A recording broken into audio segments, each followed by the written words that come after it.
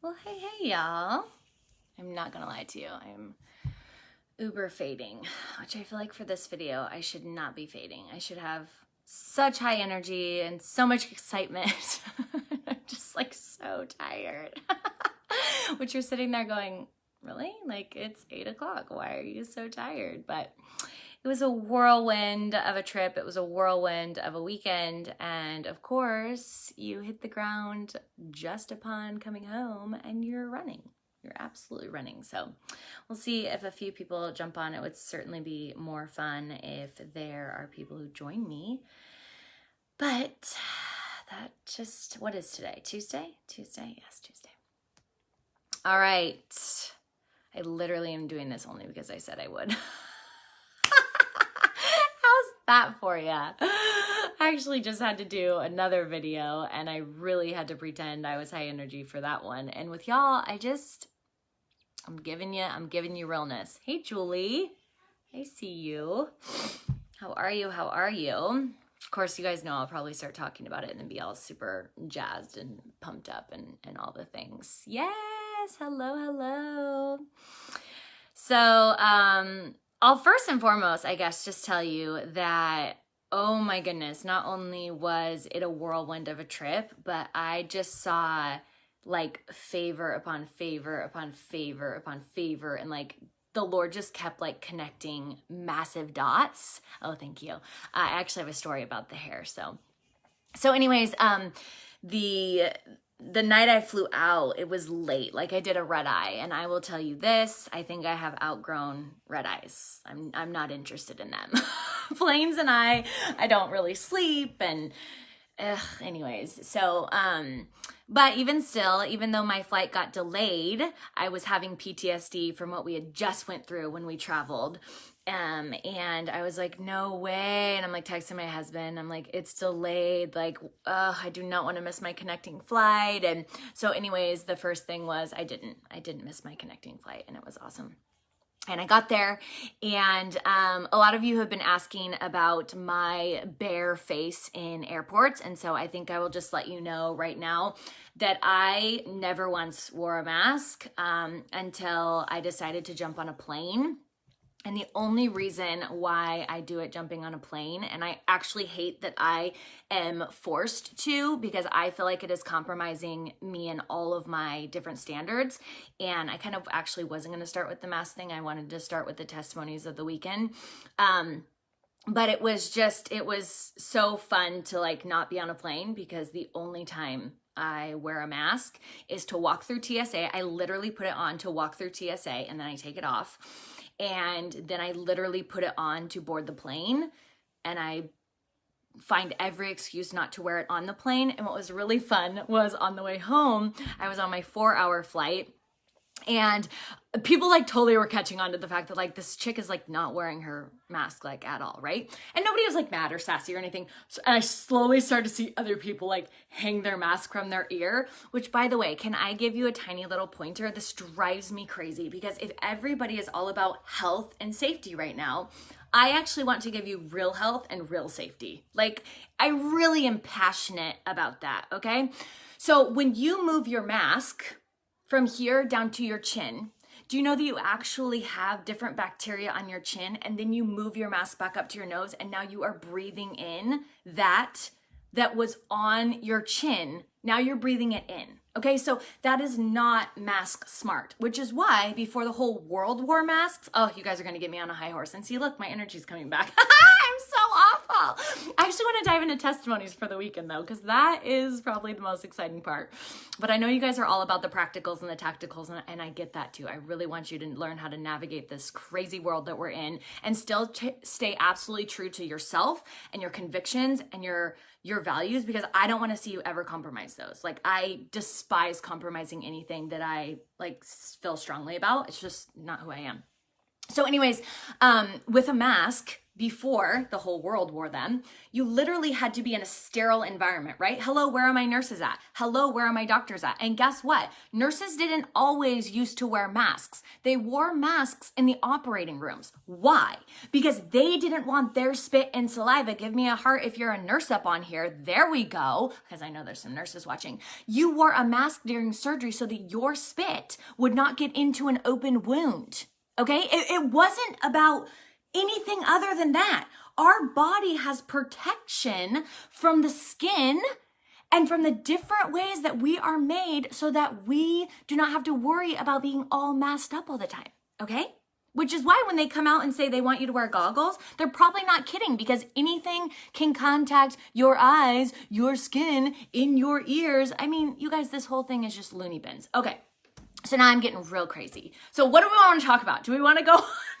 go off on the practicals and the tacticals and go off on some real, like, you know, legit, how do you travel, but how do you stay true to your convictions and still have a freedom face? Or do we want to go into copious amounts of testimonies that happened this weekend that were just insane, So, and by the way, it was so nice to, like I said, when I get off the plane, guess what happens? My mask comes off. Now, where do I put my mask? Do I put it on my chin? No, I just went over that, so watch the replay if you need to.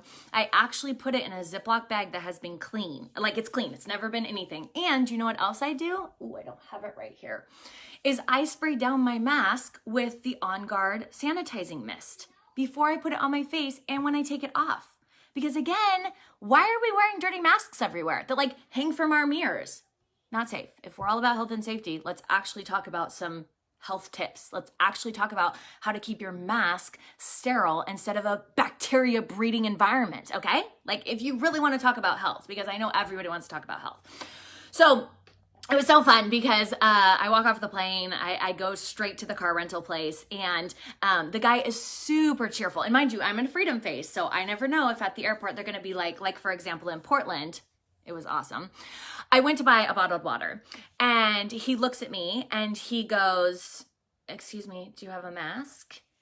And I go, normally, you guys, because again, I've never worn a mask unless I'm on a plane, okay? Normally, I would say this, "Oh, no, that's not an option for me. Wearing a mask isn't an option for me." I literally say that. I don't make any claims. I don't do any type of lies. Although, if you want to be honest, I could make a medical claim, I can make a philosophical claim, and I could make a religious claim. And if you want to get into them, I'm sure happy to share. But out and about, if anybody asks me if I have a mask or if I need a mask or if I could wear a mask, I just look at them and I say, "Oh, that's not an option for me. Wearing a mask is not an option for me. Never has been, never will be, unless I'm stuck on a plane because I either want to get somewhere or I want to get back home to my children," which is really sad that I have to, you know, make that compromising standard and put the pantyhose on my face. So I want a bottle of water. And he goes, "Do you have a mask?" So normally I would say, "Oh, no, that's not an option for me. Wearing a mask isn't an option for me." And I say it very calmly, very confidently, and very kindly. And I give them very direct eye contact because wearing a mask is not an option for me. But I'm sitting here and I'm looking at my gate and I'm like, I'm going to seriously tell this guy that wearing a mask is not an option for me. And I'm about to go get on a plane where he knows in order for me to board, I wear a mask. I was like, this doesn't seem right? So I pull out like my little pantyhose out of my Ziploc, right? Because it's not hanging out on my chin. We just went over that 17 times. And I put it on and I smiled at him and I go, "A bottle of water, please." And he goes, $4.95. And he literally sold me the bottle of water and I paid. And then I took 2 steps back, took off my mask to drink my water. Like, friends, where is the common sense? Your logical friends are suffering, by the way, but I say that all the time. So I get to the car rental place, and this was me in Atlanta, and the guy was so kind. And he was like, "Hello," and he had an accent, you know, he was super cute. And I can't hear with masks because not only was I far from him, but I read lips. I think we've gone over this before, unless you're new to me. Hi, I read a lot of lips. And so anyways, he was super kind. He totally hooked me up. I think I already told you about the guy on the plane. Super chatty Cathy. And I really feel like, "Hey, Tamara, how are you?" Yes, Beth, freedom face all day long. So, and if you guys want to talk about the kid factor, we can do that. I know Kendra had a question about that. So I get to my hotel. I already told you guys this, right? The staff isn't even faking it. Like there are no masks on faces and I'm just loving it. So I literally check in. I'm like, I need a nap and a shower, you know? So I go into my hotel and it's so funny because I definitely just went really bare bones on this trip. And so I don't camp. I like a bed and a shower. And so I like text my husband. I was like, oh, y'all, you should see my hotel room. I'm straight up camping. And he's like, you're not camping. You have a bed and a shower. And I'm like, true, but I definitely am not in a 5-star diamond resort. I will tell you that. So anyways, I take a shower and I crash. I set an alarm. I get back up. I'm getting ready to go to prayer. I don't know what to expect. I've never been there, okay? So I go into the prayer time and it's just like, it's beautiful. It's soaking. It's people. I mean, I can't even tell you like the fact that there's so much like hunger in this room, right? And just seeking his face and wanting him to show up. And I'm just blessed being there in that presence. And by the way, if you are somebody who, well, I know not all of you are local to me, but if you are local to me and you are hungry, let's talk, okay? Because I have so many people reaching out to me about how hungry they are and how much they want to press in. And so I just want to let you know, let's chat, okay? If you're not local to me, I still have another option for you, but if you're local to me, let's chat. So I'm in this prayer, meeting, if you will. And it was for about an hour and I was just like blessed. And I kind of got a download. Can we just be real with each other? Why not? Isn't that what this is for? Kind of got a download that so I've always sang my whole life. And when I was little, I played the piano. And I was actually pretty good and like I won competitions and stuff. Well, I hated the piano and I wanted to quit the piano. And I said piano was prison and you can ask my mother. She loves telling a story. And so I quit playing the piano and I took up the flute. And my mom was like, why would you play the flute when you have a beautiful voice? Don't you want to play an instrument that you can play and sing? And I was like, no, I want to play the flute. Well, before I went to Georgia, I had a dream that I'd put out something on Facebook that said, is anybody not using their piano? And I ended up getting a piano, putting it in my room, and I started learning how to play again. And anyways, and it came really quickly. And I was like, this is so weird. Why am I playing piano in my dreams, okay? Well, then I'm sitting there in this soaking room, and I loved it. But I felt like the Lord was telling me to start writing music because for me, if you give me a song that attaches to something, like for example, cause the Spirit was moving over the water, Spirit come move over us. Do you guys know that song? I'm not thinking of the rest of it. Come rest on us, cause the Spirit was moving over the water. Spirit, come move over us. I don't know how this sounds, but do you know this song? I fell in love with the song while I was there. And I'm like, I love this song. Like, so I come home and I was like, I'm telling my kids and my husband, I'm like, I have 2 new songs I'm obsessed with. We start playing the first one. My kids know every single lyric of that song. Like I could bring my 7-year-old in here right now. My door's locked. I was going to do it and have him sing. He knows every single word. And I'm looking at him like, yeah, like he's singing it. And I'm like, jazz. Cause as you can tell, I don't even know the whole song yet. I know I love it. And I felt the Lord say like, you connect with me through music. I want to write songs through you. I want people to connect with me through music because you guys, like, for example, every time I got in that car, there was a song that was on the radio that was affirming what I had just heard him say to me in service, or I literally was on my heart that I was going and I was pursuing and I was seeking him for. And I was like, this is crazy. Like he's literally speaking to me, whether it's in the soaking session or whether it's in the car, in the music. And I can't tell you, it was just like a constant flow of just him and dots connecting and just so much goodness, okay? So that was Saturday. So Saturday's prayer session was from, I think, 6 to 7. And I'm heading home and I totally had like the best of intentions to, do something productive. And I literally was falling asleep, okay? Mind you, I also hadn't slept for a long time. So I text my man. I'm like, I'm going to bed. I'm not even going to fight this. I'm going to bed. So I fell asleep And I woke up around probably like 5 a.m. and I was like, okay, Amber, this is 2 a.m. at home. So let's not get stuck on this pattern. Why don't you try to do something to go back to sleep? So I'm going back to sleep. I woke up Sunday morning. I'm totally just like, I'm amped. I'm jazzed. I'm in my word. I'm doing a study. I'm praying, I'm proclaiming. And by the way, my daily devotionals, if you guys don't check my stories, yes, I know I'm spicier in my stories, but I share my devotional every single day in my stories. If you push your finger and hold, you can read the whole thing. You guys, I am in tears like every morning. And I show you the date. Like I'm not searching the book for something that resonates. I literally am opening it up to the date, asking the Lord what he has for me.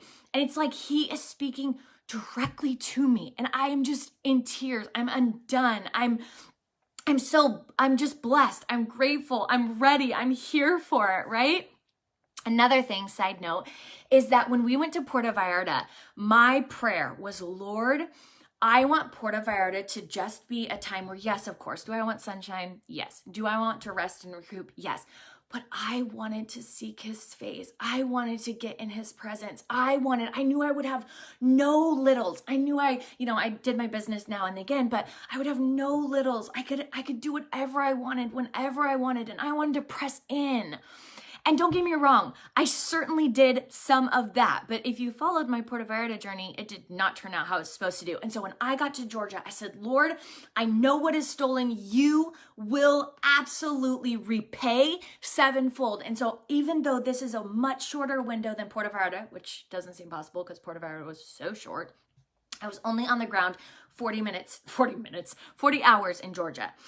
And I was like, I'm begging you to reclaim that time. You know my heart. My heart is to seek you. My heart is to get in your presence. My heart is to experience your glory. My heart is to go deep in you. My heart is to go higher in you. My heart is to get clearer on what you have for me right now and moving forward. My heart is to, honest to goodness, change this world for the better. Not because I'm everybody's cup of tea, because let's face it, when you're loud and you're bold about who you are and your convictions and your values, you're not going to be everyone's cup of tea. And guess what? I don't want to be everyone's cup of tea because I don't want to be lukewarm. I want to be on fire. I want to watch and see what he's doing and be a part of it. And my word for 2021 was align. I want to align with what he's doing. I want to be partnered with what he's doing. And you guys, I can't even tell you, that is my heart's cry. I want that so badly. I want to be able to look at you, and if he has a word for you, I want to be able to speak it. Maybe it's a single word. Maybe it's a paragraph. Maybe it's something that doesn't even make sense to me, but to you, it totally breaks down walls, totally breaks down barriers. It totally sets you free. If you have a new passion or you have a prayer request, I want to be able to join you in that and trust him for your best. I'm so amped up. And you guys, I was tired. Do you remember how I started this live? I was falling asleep. But that's just it. Is he jazzes me up, thinking that I could be partnered with the King of Kings and the Lord of Lords, who is about to do the most amazing thing on earth you have ever seen. I can't even tell you. You want to go politics? Sure, we can go there too. You want to go just natural in your life, day to day? Sure, we can go there too. You want to talk about the church? Sure, we can go there too. I'm telling you, he's about to move and he's about to shake, and I'm fired up, and I will not sit here quietly. I'm going to take as many people up and higher from glory to glory. We go from glory to glory to glory. I'll never be the same. I'll never be the same. I'm forever changed. Don't try to sing it this hour. I'm forever changed, right? Go from glory to glory to glory. You think you've got a glimpse of him? Ask for more. Honestly, his glimpse will knock you on your face. And so I don't even remember where I was in my story. But, I'm soaking. And I hear him start to say, I want you to start writing songs. I want you to start writing songs. And I'm like, oh boy. So I wake up Sunday. I'm digging in. I'm in my word. I'm doing all the things, right? And then I'm getting ready. And I turn on. I see that the church that I'm supposed to be at is live. And I'm like, no, I texted the church and I was like, give me everything that happens in these 24 hours because I will be there. I didn't want to miss a thing, right? Well, lo and behold, they have this evangelism class that I apparently wasn't invited to. I think it's something you sign up for and you go through a 6-week course or something like that. But you're allowed to listen in, so I'm listening in. I'm getting amped. I'm getting jazzed. I'm so ready. I can't even tell you I'm so ready, right? Because again, if his kingdom come and his will be done, and he'll let it happen right here in my life, right here in my home, right here in my city, right here in my state, then what is holding us back? Please tell me, what is holding us back? I'll tell you who, me and you. That's who's holding it back. The Lord is ready to reign. Make it rain. So I go to the church. And if you know me, when I am on a mission, oh, y'all better watch out. It doesn't matter if it's a goal. It doesn't matter if it is a vision. It does not matter. Watch out. So I had to pee. Okay, I just did. But I was like, I'm getting me a seat. So I go in to the sanctuary. And of course, it's already starting to fill up, right? It's Sunday morning. This is a church that is hungry. This is a church that is hosting his presence. This isn't just like check, went to church. Where should we all go to lunch? No, like they don't even care if they go over, because when God is on the move and when he is showing up and he is speaking, who wants to go eat? I don't even know if I ate in Georgia. I think I did. I think I went to Chick-fil-A, but I barely ate. Like I think I'm coming home making up for it. So I go and I find a seat. And I asked the Lord, I said, I want to be right up front, Lord. I want to be right up front. So I find this seat, I put my stuff down and I go outside because I got to pee. So I'm going to the bathroom and I come back and I'm trying to get in the sanctuary. It's locked. So this woman approaches me and she goes, oh, I'm sorry, it's locked. We lock the doors when they read the word out of reverence for the word. And I'm like, don't worry, I'm freaking out on the inside, right? Not on the outside. On the outside, I'm totally composed, but I'm like, you're kidding me, right? Like, this is what I flew and I'm gonna be locked out. So my ear is pressed up because this is what I came for. My ear is pressed up. I'm trying to hear what he's saying. I'm listening. There's no TV, but there's like speakers, but then the door. But the people in the hallway get to be there every week. So they're just chatty Cathy's. And I'm like, I cannot hear, right? Well, anyways, so I get back in. And I sit down and they start worship and I'm just like, oh, yes. Like, you guys, you can feel when the Lord is about to just, right? And so I'm just worshiping him and comes this little lady and she sits, next to me. And then comes this man a little later and he sits next to me. And I don't mean to say that they're any type of old at all. Like, they're probably a few years older than me. And I'm like, oh, wow, good thing there's 5 seats because there's a man and his wife, and me, right? Yay! And I'm fine because I'm an individual. I'm single. I'm good. Well, there, I'm single. I'm very much married. So anyways, then that couple ends up leaving. And I'm like, y'all just got here. Like, what are you all bouncy buns about, right? So anyways, they do announcements, which even the announcements were fire. Like, the pastor's wife got up and talked about like a song lyric and then turned it into this powerful, very short message off of a Bible verse. And like, this was wrapped up into the announcements. And I'm like, take me home. Like, this is home for me, So anyways, then I see this couple who I was sitting next to come up on stage. And they're being introduced as the brand new online campus pastors. And I heard the Lord say to me, I sat you right next to them so that you were confirmation for them that not only have I called and appointed them and anointed them for this position, but so that on a bad day, they can remember that the day they were instilled, whatever, announced to the church, the girl who traveled the furthest to be there from Washington State, all across the country, I sat her right next to them as a reminder of who I am and who I've called them to be. And so they're up there, and while there was a lull, I tapped the head pastor, because I've been following this church, right? I tapped the head pastor and I said, I just wanted to let you know that the fact that you're launching this online ministry for people who are hungry, like, I'm here because of online. I flew all the way from Washington State yesterday. And he's just like, no way. And like, you could tell that even that, like, he's got to know he has massive reach. But even that took him back to say, but God. Like, but God. Because when you are walking in what the Lord has for you, you should always be in that space of, like, only you could do this, right? So the couple comes back and sits down. Andy and Jeremy, by the way, hi. And anyway, so I told them what the Lord told me. I said, listen, I'm from Washington State. I flew in yesterday. The Lord sat me right here in this seat to let y'all know you're anointed, you're appointed. Absolutely, he's called you. But please remember that even on a bad day. And like the man was like, oh my goodness, like that's so cool. And the woman was like super touched, right? So anyways, we've gone to service. Service is fire. It's fire. You guys, I'm telling you. Here is what's so interesting about today's church, okay? I feel like everything is coddled. It's coddled. Like we kind of just live in this really coddled generation. And you know what? I want to tell you something. My God loves better than anybody. His love for you is so immense. So immense. Like you can't even comprehend or fathom the love that he has for you. But can I tell you something else? He's a good daddy. And do you know what a good daddy does? He talks to his kids, but he doesn't only talk to them, he disciplines them. He reprimands them. He shows them the right way to go. Not just coddle.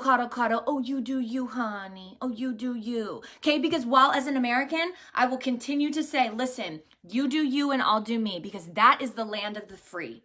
But I will continue to stand tall and stand very strong in my convictions. And I hope that I spread light and hope and joy. And I bring a whole bunch of people on board with me. Not because they have to all think alike, but because when you see somebody standing tall and you see somebody standing courageous, guess what? You get the courage to do the same. It's kind of like my 4-hour airplane ride, and they're looking at this chick and she hasn't worn the mask since boarding. And they're like, why am I wearing this mask? Do you know that so many people on that plane do not want to wear that mask? Do you know that if we all would just take off the masks, they would have no power over us? But it's because we all are on the plane. We have to get where we're going. And so we wear the mask. Stop. Like I should see no masks in the airport. Okay? What are they going to do? What are they going to do to you? You're not on an airplane. Are they going to come ID you? Are they going to come? I mean, what is the fear that we've got going on our head? So back to God. His love is immense for you. Like you would be knocked on your face if you even understood just the amount of love he has for you in your pinky finger. But he is a good daddy. And a good daddy cares about how his kids grow up. And a good daddy steers them, not doing it for them, but guiding and directing and making sure that they know not only I love you and you can't do nothing that will make you not love you, but I love you way too much to watch you go down that road and not tell you it's going to hurt you. And so today's church culture is just unfortunately like the world's culture. It's a whole lot of coddling. Okay? And so that is why I do bold truth. That is why I speak bold with confidence. Not because you have to receive the message, but because by golly, if I sit over here and I hide, what favor am I doing anybody? Now, the good news is you have free will. You can go ahead and click me right on off. Isn't that great?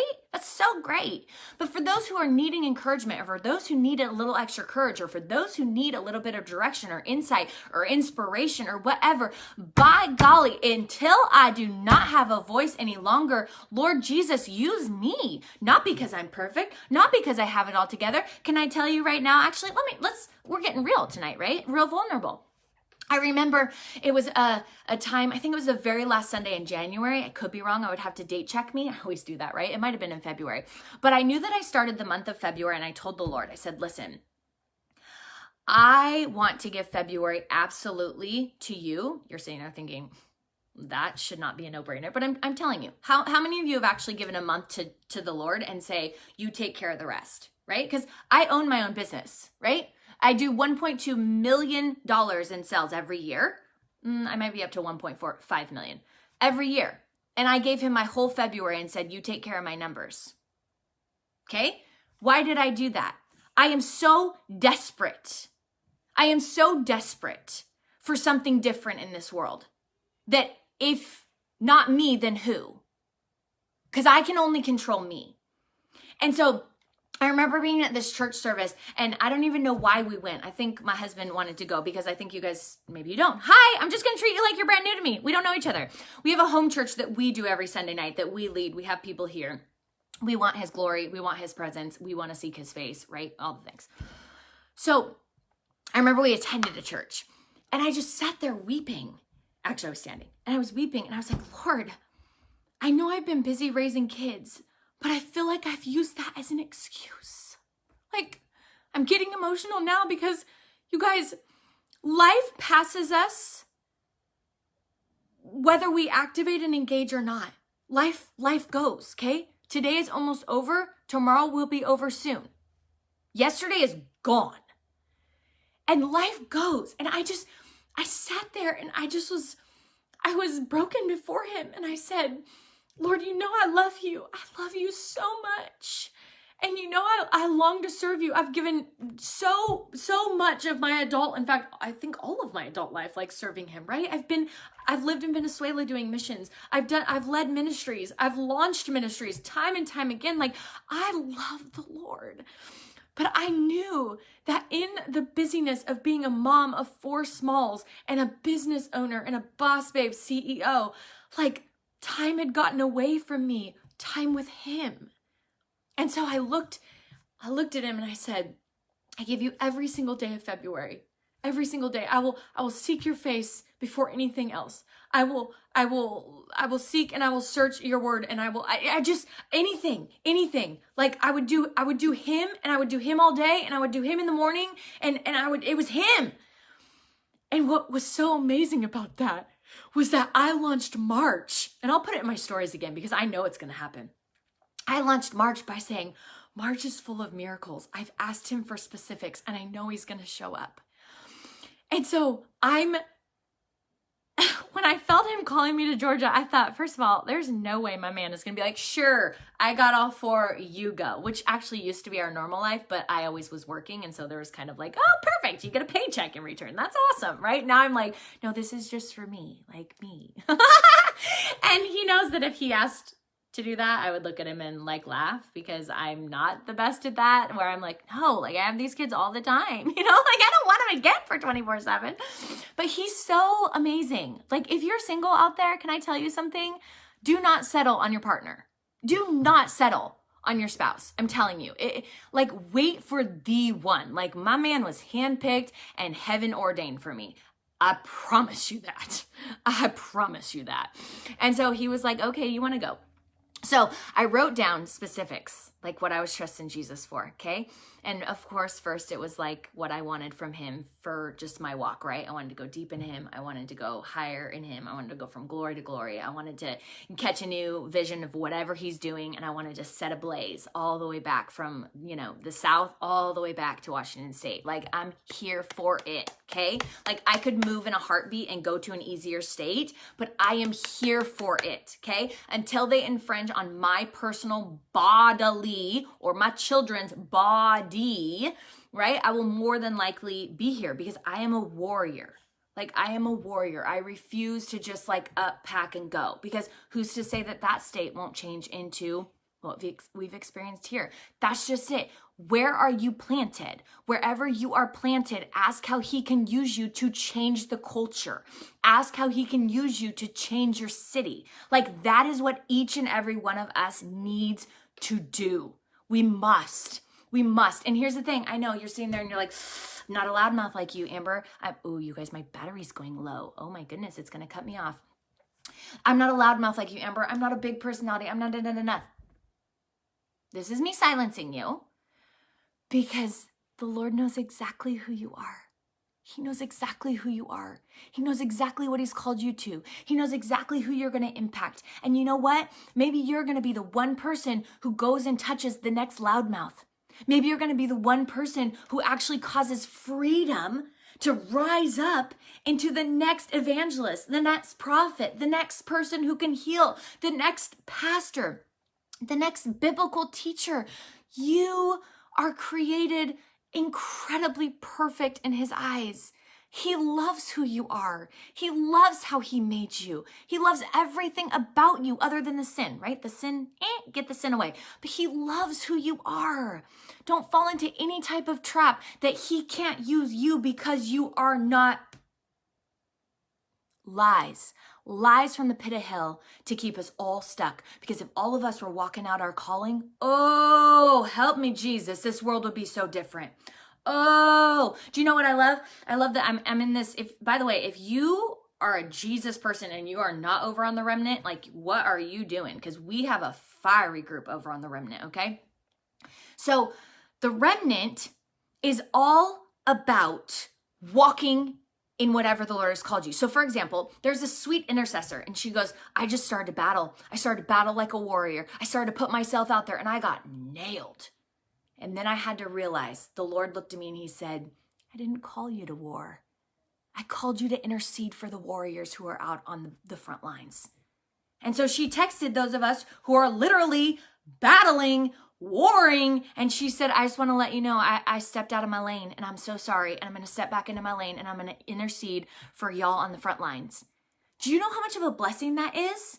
Like, if you are called to intercede and intercession is your thing, get in your prayer closet. We're craving your intercessory protection.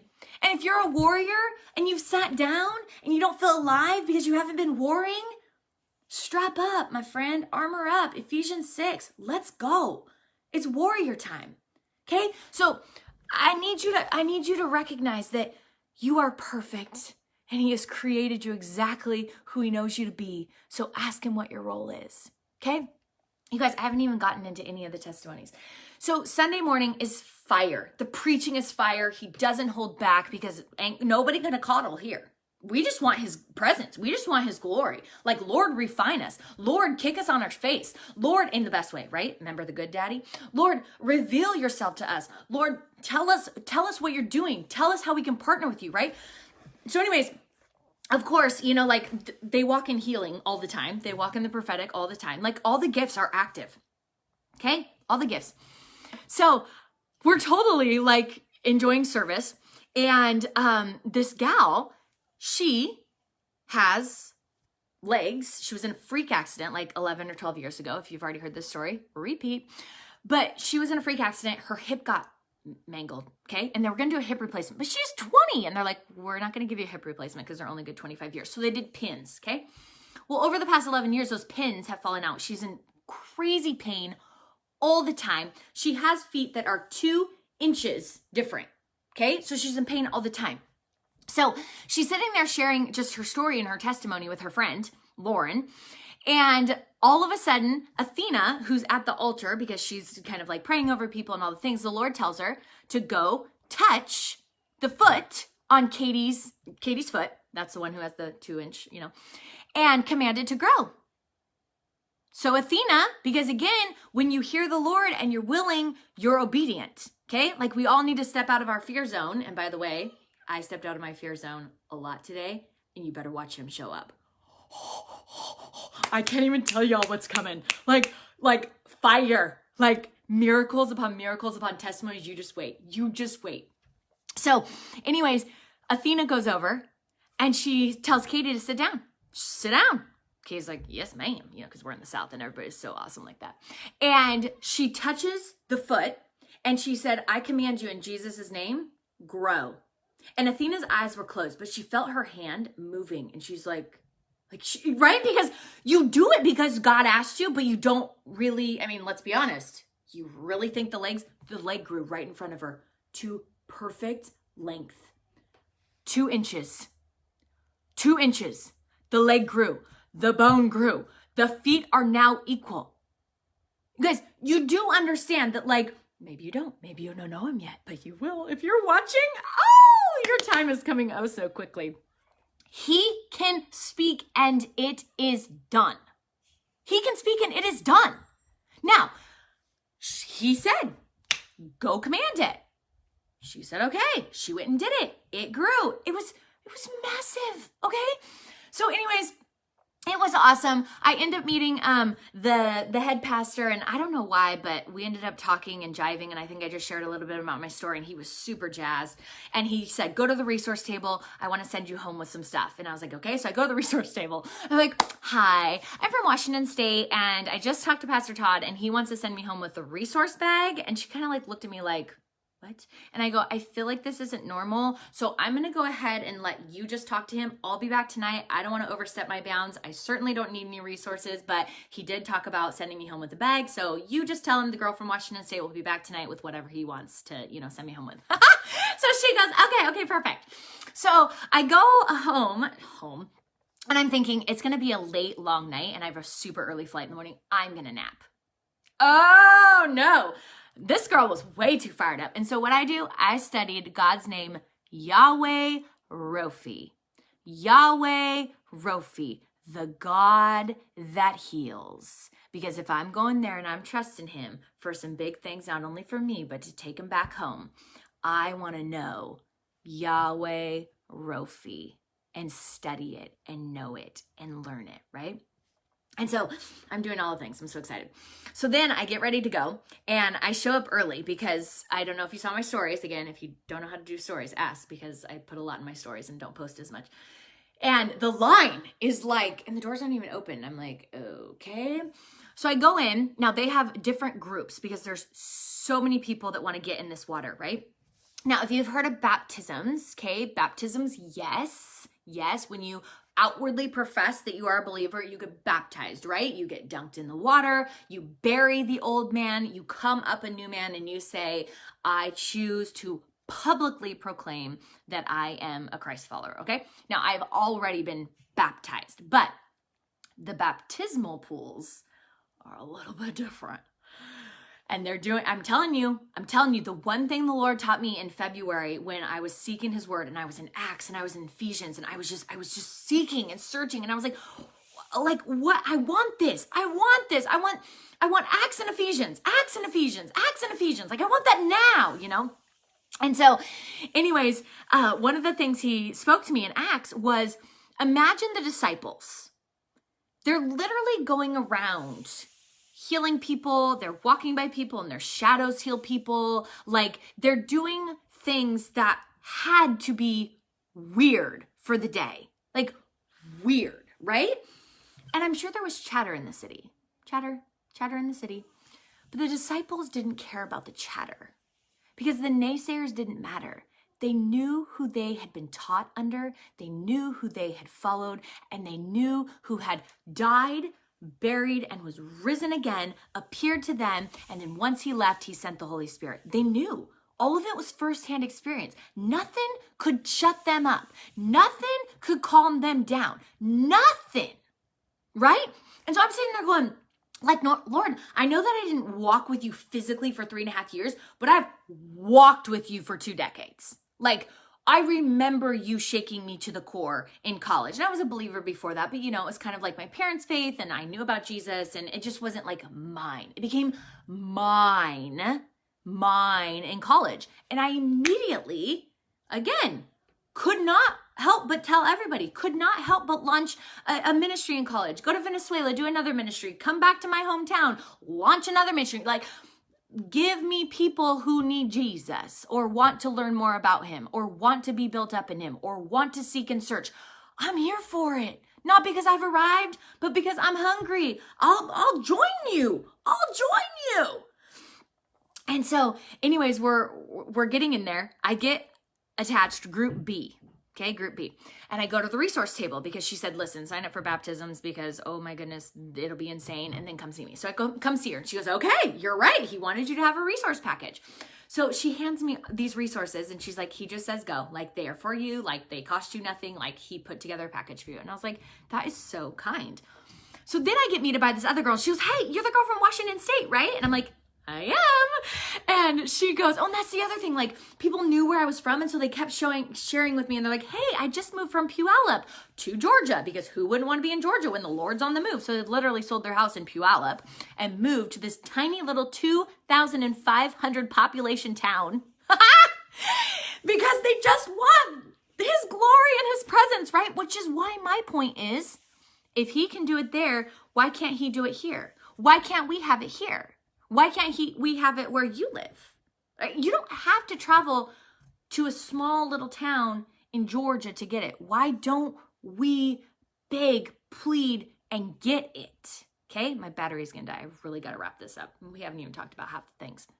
So anyways, I'm approached by this other little woman and she's like, you're from Washington State, right? And I'm like, I am. And she goes, oh, you have assigned seating tonight. I go, what? She goes, oh yeah, follow me. I'm like, what? So they literally, the house is packed. The house is packed. I had an assigned seat.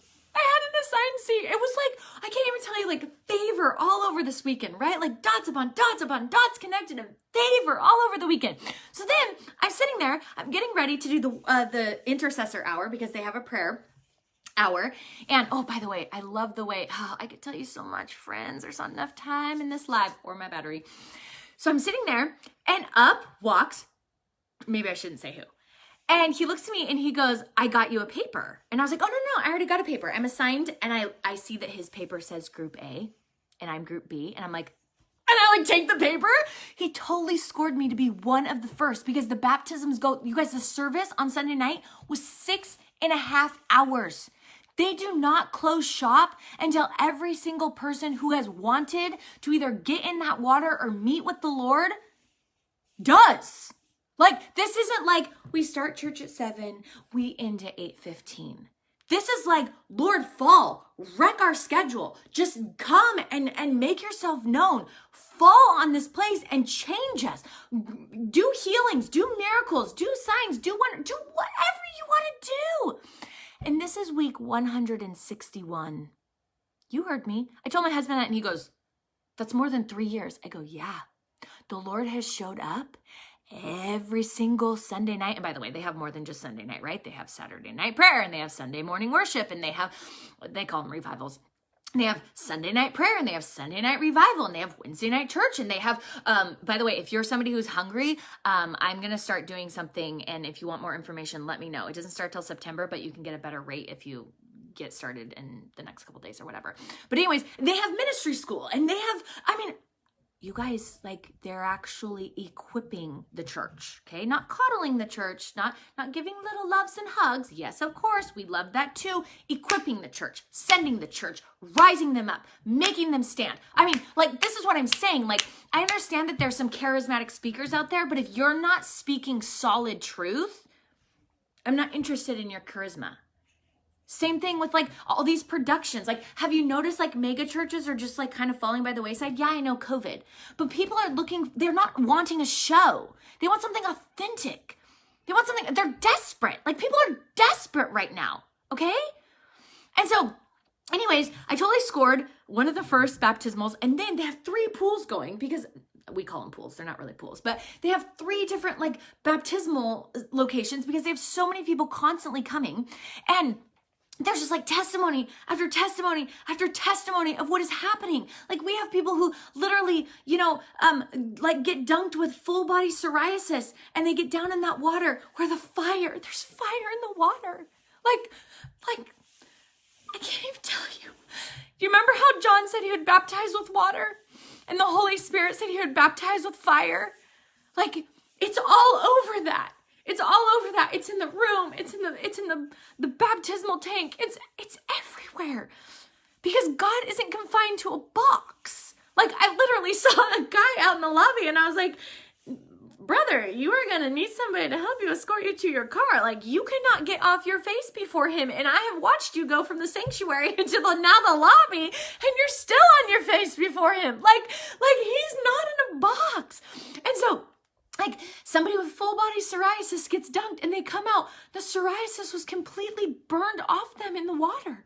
We have a woman who has just got diagnosed with stage 4 cancer and she's getting dunked in the water and she's about to go see her doctor. And we have doctor verified like testimonies. Now, are undoctored verified testimonies still testimonies? Yes.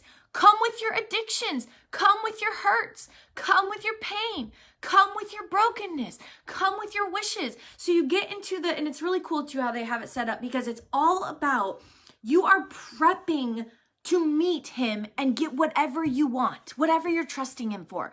And so you go and you change and you get ready for your baptism, but then you wait in kind of like a holding area, if you will, and you're just praying, whether you're praying for people or you're praying for yourself, or you're praying, like you're literally coming expectant.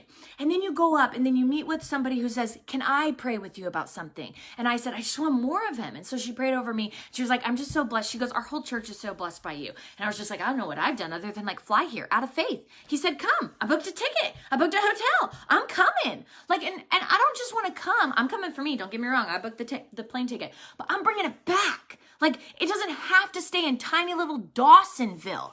The Lord wants to fill the earth. The Lord wants to absolutely rule and reign. Why in the world would you need to buy it? Now, don't get me wrong. Go. But let's have it here. Let's have it where you live. So then you go up and you get ready to go into the tank.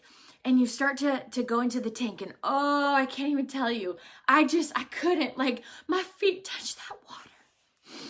My feet touched that water. And I couldn't wait to be submerged, but it wasn't my turn. It wasn't my turn.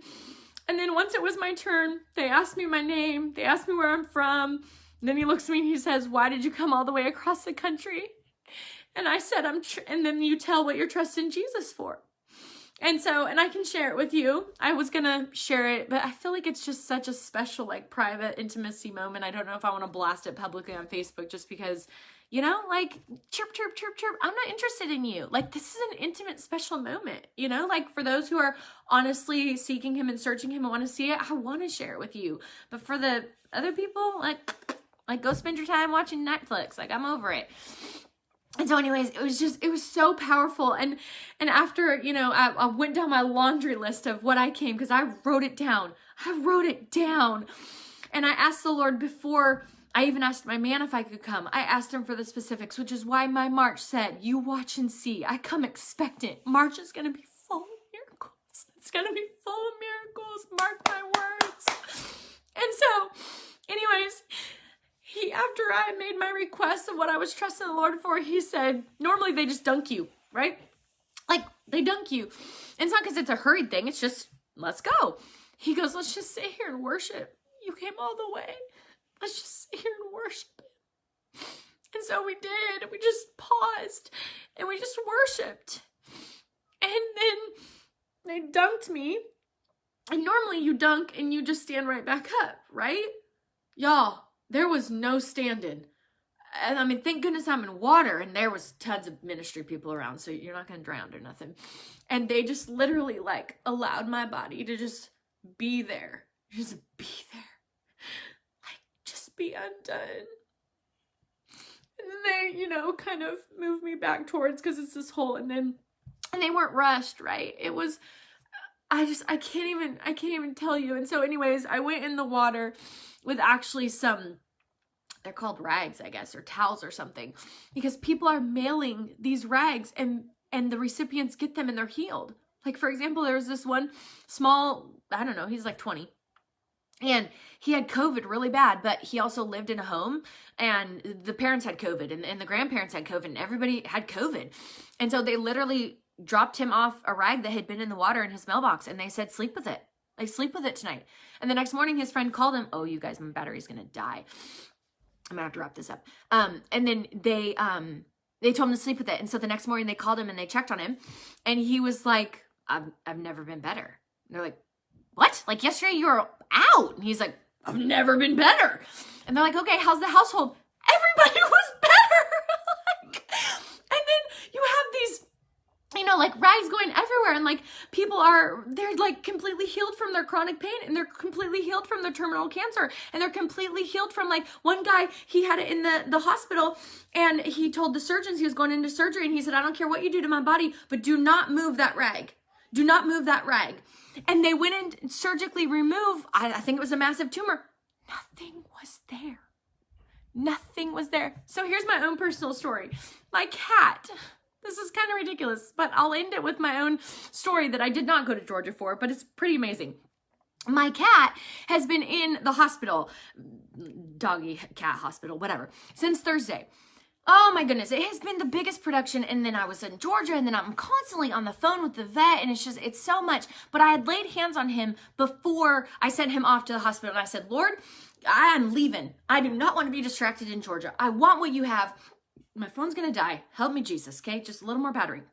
So I laid hands on him and I said, you're going to resolve it. I don't want any surgery, no surgery. Cause he just had surgery in January. And I'm like, this is trauma. Like, why would I want my cat cut open again?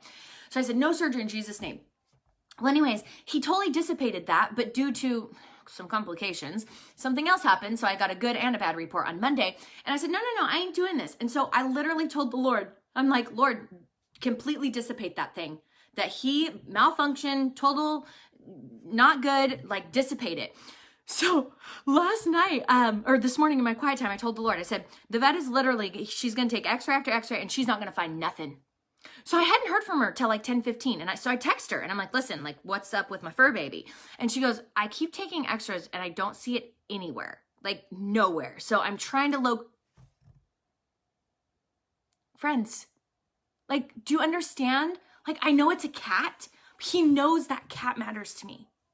That cat actually matters to him. It's one of his creatures. And so my cat totally came home today. Never had to be cut open. like I can't even, I just looked at my kids and I was like, they can't find it. It's nowhere. Like it totally dissipated, right? Okay, my phone is going to die. I don't know what else, you guys. I didn't even get into the mask logistics. I didn't even get into the whole trip. Whatever you want to know, I'll tell you. I don't even care if we have to go like live for shorter lives, because this was really long and my kids are like getting away with murder because they're up so late that they know mom's on alive and dad's drumming because he's at the own house of prayer where people are seeking and searching. Are you catching my drift? My phone's gonna die. I love you all. Seek and search. Get to know him. Let's rock this city, state, wherever you live for his glory, for his name, for his kingdom's sake. Because guess what? His will be done. His kingdom come. Not later, not yesterday, right here, right now, according to his will, according to what he has ordained. Let's go. Fired up. And I was tired. Do you remember the beginning? Go back and watch it. It's awesome.